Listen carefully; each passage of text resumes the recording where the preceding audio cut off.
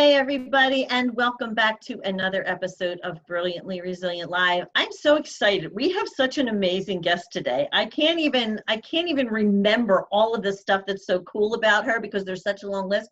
So I'm going to read you a little bit about our special guest, Barb Smith, who is the director of Key for Women. Can I just say how much I love that name of that organization? For KeyBank. So here's a little bit about Barb. She is the Senior Vice President and Director of Key for Women, a nationwide community of entrepreneurial and executive business women brought together by KeyBank to help them thrive. One of our favorite words, thrive. We love that word. Barb also serves as the co-chair of the Key Women's Network, which was launched to enhance Key's success by cultivating a work environment that engages, empowers, and inspires employees to achieve their full leadership potential. So already, all of our buzzwords. Yeah, right. Thank you so much, Barb Smith, for joining us. I'm so happy that you're here. Well, thank you for having me. I'm excited to be with you today.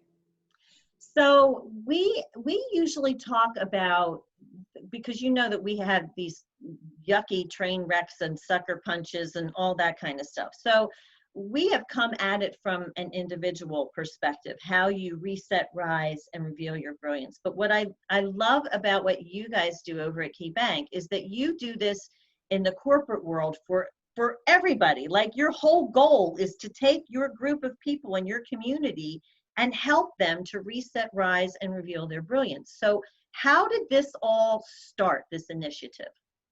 So actually, Key for Women is it's celebrating its 15th year today, or this year. So if you can imagine, the landscape 15 years ago was a lot different. Yeah, right? You guys are on the cutting edge. Holy cow. And really, we were focusing on, at that time, kind of the breaking the glass ceiling, giving people opportunities, focusing a lot on startup entrepreneurship, people getting, maybe changing career paths, striking out a new direction. We've come a long way, right? So yeah. Today, over 1,000 net new women-owned businesses are open every single day. And we know that over 50% of the managers in the United States are women. But we still have a long way to go, right? We still got the pay gap that is challenging, that if we keep at the rate we're going today, it'll be 200 years before we reach parity in pay. That's not good. That's not good. And I certainly want to be around to fix that. So about a year ago, we took the Key for Women program and did a relaunch and focused really around both women entrepreneurs and women leaders. So you may not own the company, but you're making the financial decisions for the company. And how can we help support you and your growth, both personally and professionally? But a big part of it is networking. It's getting to know others. It's women supporting women, finding your tribe, right? Really being there, as opposed to how it used to be, where women were more competitive, right? So there was more of that competitive nature. Now it's about, how do we help each other, right? And who do I know that does what, that can really make us thrive, really make us brilliantly resilient. Right? So we do it in a lot of ways. So we certainly do. We have a lot of educational pieces that we put together. So on a monthly basis, we put together white papers. I have a podcast that we do on a monthly basis as well. We bring in leaders from across Key, but then across different areas and clients of Key, or Key for Women members. One of the things that we're focusing on right now, certainly during this challenging time, is qualifying and getting women-owned businesses certified so that they can go after those contracts and really make themselves come out of this stronger. And that's an interesting thing about women-owned businesses. If you look at women-owned businesses, during the last financial crisis, they outpaced men by 5%. They grew while their male counterparts' businesses shrunk. So we know we're resilient. We know that together, and when we support each other and really support each other, whether it's financially by being suppliers for each other, or personally as well, right? So I'm having troubles with this. How do I do this? So we also have a lot of networking opportunities as well. Like everyone else, we're going virtual. Yeah. Those are now turning virtual versus where we would do these networking pieces in person. But actually, that's almost as critical right now, is to get those talents and the ability to do a virtual sales call, right? So how do you survive in the new reality, or at least the next while? I love so much of what you're talking about. And the two key themes that I'm hearing that you guys have built and fostered, which is what we are noticing. Like, we don't know anything about anything. We're doctors of nothing, right? Experts in nothing but figuring this stuff out, getting hit and getting back up. And in starting this show, we've done 60 some episodes now. And I'm telling you, the theme that keeps coming through, and you guys started this 15 years ago, is building community and collaborations as opposed to competition. That's where we're seeing the trajectory of people, especially the women, going in a positive direction. Right. And I know personally, I spent the first part of my career competing with women, and sometimes competing with some of my friends, in the sense that some of them chose different, they chose to be stay-at-home moms. I chose a career. That's fine. Your choice is your choice.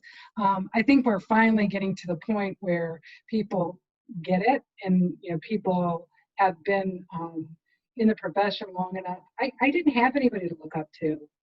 There wasn't, if you think about the financial industry, unfortunately I've been in the financial industry many years. We don't have to put a number to it. It's fine. But I think about it, and there wasn't that female role model at the top. It was really a little lack of diversity across the board. As you went up. Key is really different as a bank and an institution in our values, but then also our commitment to diversity. We have a very diverse workforce. We used to have the only woman CEO in a top 20 bank, Beth Mooney, but she retired, but her legacy still remains. And we have 65% of our workforce is women. 30% of our board is women. So, we understand the strength and diversity, what it brings to our business, and we want to help others. And that's the thing that I really love too about what you're saying is, you, as I said earlier, Kristen and I talk about this from an individual perspective, but you are taking this into the organized, structured world of business, and you're helping women to do the same. So, when we start out and we want to have a business, or we want to create or whatever, it starts in a very creative type of a place. However, in order for it to be successful, you need those structures and those organized things, and those strategies, and those things that very often we don't know anything about when we start to build something from our heart. So I just love the fact that you are stepping into that space and helping women with all these educational opportunities to figure that out. Like, okay, here's your dream. Let us help you with the systems. Let us help you get this organized. And I also loved how you, the idea that maybe there's not always a woman at the very top is not necessarily a bad thing, the way you guys work, because you're all helping this whole group to rise together. And that's another thing that we're huge on, the whole rise together. Yeah.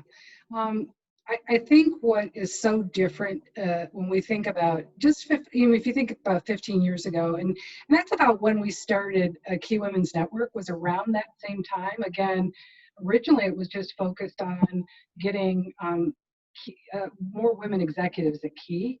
And, you know, we have carried while we've climbed, and we continue to do so. And we want everyone to be successful. And frankly, if you think about the business case for it, it makes a heck of a lot of sense for Totally. us to have very successful businesses that we're continuing to support financially, and through our products and services, and taking them to the next level. Well, and here's one of the cool things too. So, I mentioned the community and collaboration, and you've empowered and helped launch all these women, right? But their communities that you're empowering, because you're showing, like my daughter, you keep saying 15, I have a 15-year-old daughter that you started 15 years ago, and she was born into a world different 15 years ago, but she's watched all this. But my sons have watched it too. And all of those sons and daughters of those women that you're building this with, it's the ripple effect of that is where, we can have hashtag campaigns and we can get on Fox News and bark about all the stuff that we want, but unless we're at the boots on the ground that you guys are, empowering and building the community from the ground up, that's where the systemic change comes. Yeah, and you touched on something, Kristen, here. Male allies are just as important. And what we find is some of our biggest male allies really are the ones who are the successful executives who have daughters who don't want their daughters to have the same hurdles, right? They want to be opening up doors and giving them seats at the table and training them. So we are all inclusive. We, anyone can join Key for Women. It's whether it's a prospect or a client, male, female, doesn't matter. As long as you're willing to work towards and support women, we're all for you. I love that. I love that. And I'm hearing echoes we had a conversation last week with the founder of Femme City. Mm-hmm. And I'm hearing echoes in your conversation with what we talked about with Violet.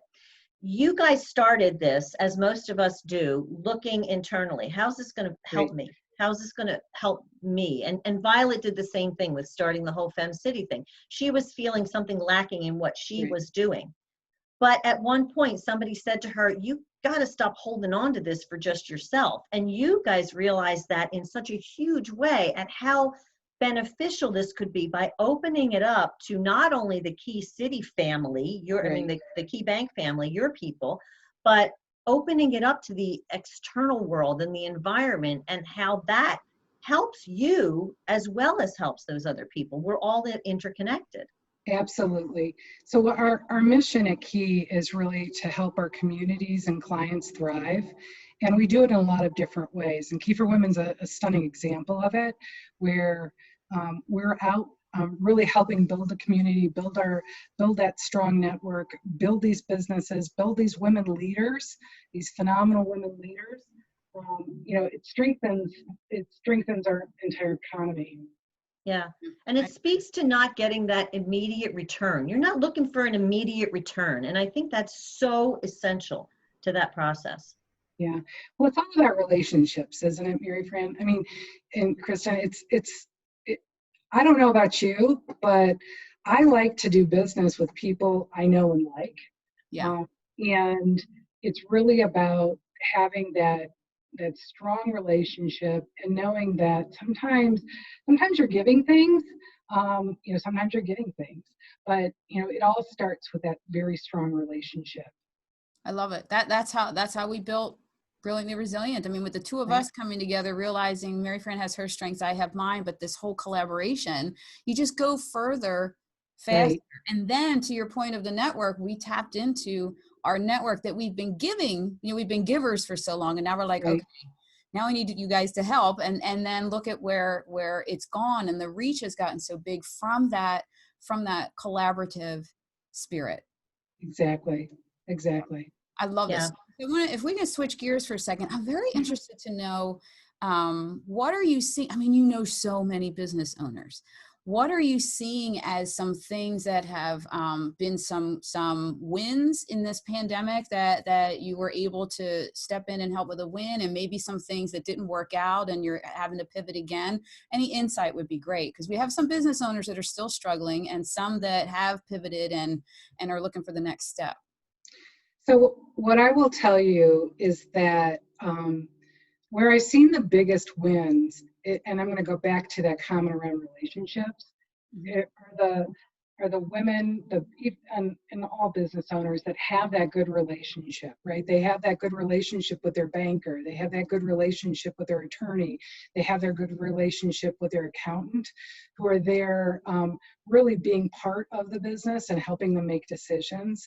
And I will tell you that where it was weak, that's where we continue to see that struggle, right? So the challenge that many women have, and Mary Fran, you touched on a little bit with the whole, like, I want to start my business, I've got this creative idea, and not building that solid team around you. So many women will start by financing their business from their own pocketbook, right? So they tap into their savings, they tap into credit card, maybe they tap into their family, and then they either are wildly successful or something like this happens. Suddenly, where they should have, if they had that relationship and they had that line of credit, that's something to fall back on. There's nobody to. If you've drained your savings and you've maxed out your credit cards and and now your credit score is in the tank because you've got a low credit score because you've maxed out your credit cards, and your family probably is not doing so great either right now to tap on family and friends, where are you going to go, right? And when lifelines are thrown out, like the payment protection program that was thrown out, without having your banker, without having your accountant or attorney there to help advise, we had lots of conversations with people who didn't understand it, didn't understand, I'm fearful about doing this, and no one there to kind of hold their hand. What I will tell you, though, is I'm very proud of what we did during the first round and certainly the second round of the payment protection plan. We lent over $8.8 billion. Really helped over 30,000 businesses be able to stay afloat and and we're focusing right now. Matter of fact, today there's actually a webinar that you'll be able to check out on key.com around the forgiveness program. So we're sticking with it. So it's not just, hey, but how do we help you get forgiveness for that paycheck protection program, and making sure that they're doing the right things.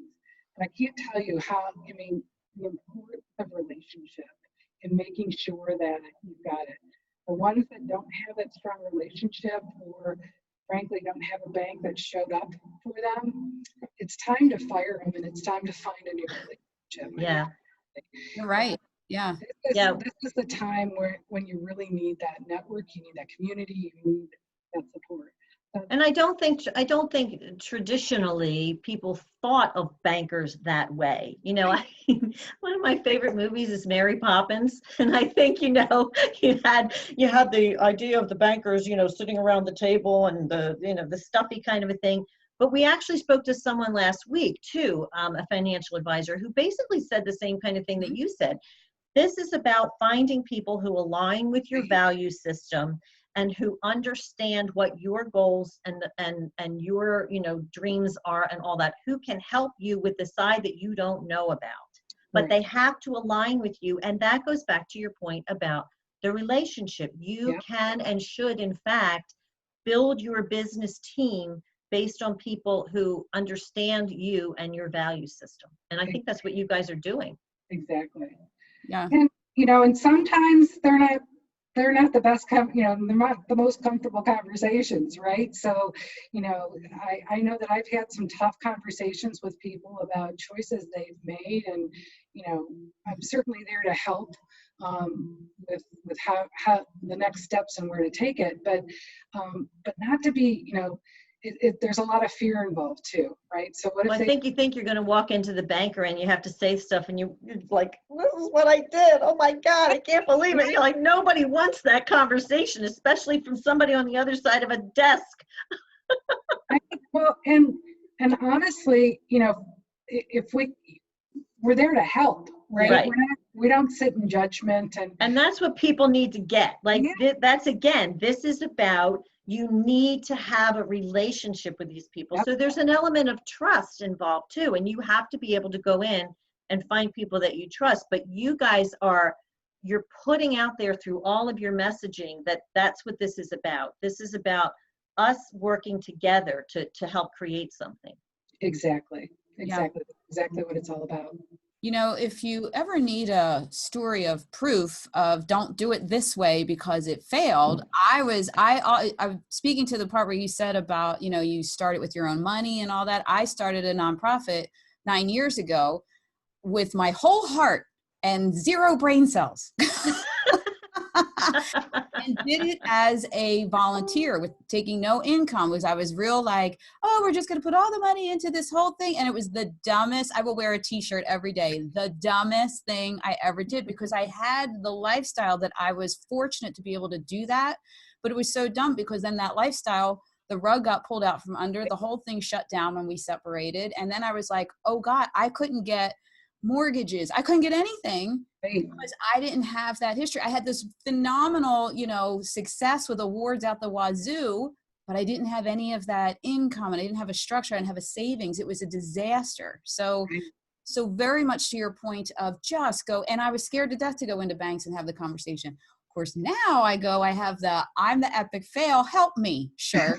And I tell everybody that. And it's much easier to go about it that way. Can you help me? Can you help me? Yeah, we don't know what we're doing. Can you help us? Kristen and I have said, if you're afraid you're going to look stupid, you've already looked stupid at some point in your life. That's not a thing. That's not a thing anymore. You just go in and have the tough conversation. The short-term pain is well worth the long-term gain.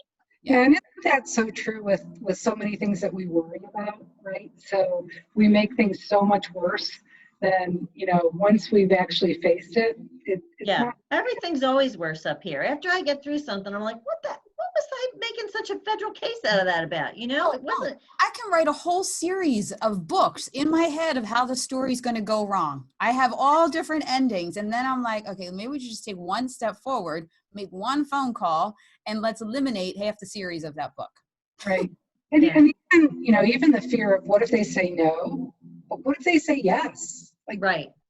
And if they say no, you're no worse off. You're no worse off than you are now. I mean, and the thing is, you don't have to act on the information. You just need to have it. Exactly. Yeah. And be open to other solutions. So, maybe you think, oh, someone told me about this, I should do this. Well, maybe you should do this, right? So, you got to go to people who have the answers. I mean, the fact of the matter is, there is so much available to help small businesses get started, to help them get through times like this and all. And I know my husband, we have a staffing company, a family staffing company. The hours of research that he put into this kind of stuff to figure it out, but he had to end up calling the team members that we had, the accountant, the banker, all those people, because he just didn't understand it. And it's impossible to understand it. So this is where you need to have those team members in place that you can go, hey, like Kristen said, I'm a big dummy here. I have no idea what I'm doing. Help.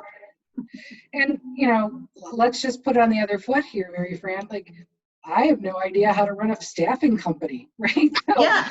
I mean, that's not my area of expertise. That's your area of expertise. I can help you finance it, but, by the whole recruiting and how do you get customer, that's not my area of expertise. It all comes back to the whole idea of recognizing what your brilliance is and recognizing what other people's brilliance is and putting those two things together so that we all rise. We all rise, correct. Yeah. Yeah, I'm actually sitting here laughing as I'm thinking I actually learned that skill from my dad because my mom would get so frustrated. She would be researching like with the payment protection and all this stuff and 401ks. She research and try to figure it out. Meanwhile, my dad would get in his car, go over to like a bank or something and go, I have no idea how to do any of this. Can you help? And he'd come home with everything figured out. He does it for everything. Surgeries, a tooth thing, whatever. He just goes in and goes, could you just help me? I don't know anything. And she's like, I go, who's the goofball here? You're spending all this time and energy, but I guess we just get wired that way that we feel like we need to know. I think part of it is, some of it is our nature, right? So there are times I have to remind myself that, oh, I can ask for help. Yeah. Do this myself. Oh, there are other people that can, and maybe the way I'm thinking about this isn't the best way to do something. My husband often teaches me that as well. Like he'll go out and do the same exact thing that your dad does, and meanwhile I'm like figuring out how to do something, and he's like, I'll get the answer, and yeah, and I'll get it from somebody else. Well, and I think when you're, when you're obviously when you're an intelligent person and you're used to, getting in there and solving problems, that's not a bad thing. Where it gets bad is when you're spinning your wheels when someone else has the answer and all you need to do is ask them. Exactly. But you got to put your hand up and you got to put yourself, I think it's because it's a vulnerable position. And we don't like that feeling, but when you recognize, like you said, that you guys are there to help. You don't win if people don't succeed. No. Nothing works for you either. No. The last thing we want is a business to fail, right? So, and if you think about it, the banker doesn't want to own that house. The banker doesn't want to own that car, right? No. That's not what we're about. We really want you to succeed. And the more you succeed, the more successful we are as well. So, yeah. To sum all that up, the book I wrote last year is my two sons are blind, and I wrote about all the blind role models we had met. And one of the men that I interviewed said, we focus so much, this isn't just a blind thing, but it's very big in the blind community, is the regular community. Everyone wants to be independent. We feel like that is success when you're independent. He said, and this was one of the biggest things I've ever learned about myself as a person. He said, when you're blind though, you have to realize you have to ask for help sometimes. It's just you're just going to end up spinning around an intersection and not knowing where to go. So, but his point was we shouldn't strive to be independent. We should strive to be interdependent on each other and move forward together. I love that. Brilliant that he said that. Yeah, that's amazing. That's wonderful. At the bottom line, Kristen, that's what Key for Women is. It's really about building that network, building that interdependency, helping each other. And, women network different than men, right? So I know you guys didn't call me and ask me to play golf, right? That's not things, right? Mini golf. We'll go to mini golf, but that's all I got. Yeah, mini golf. Let's do that.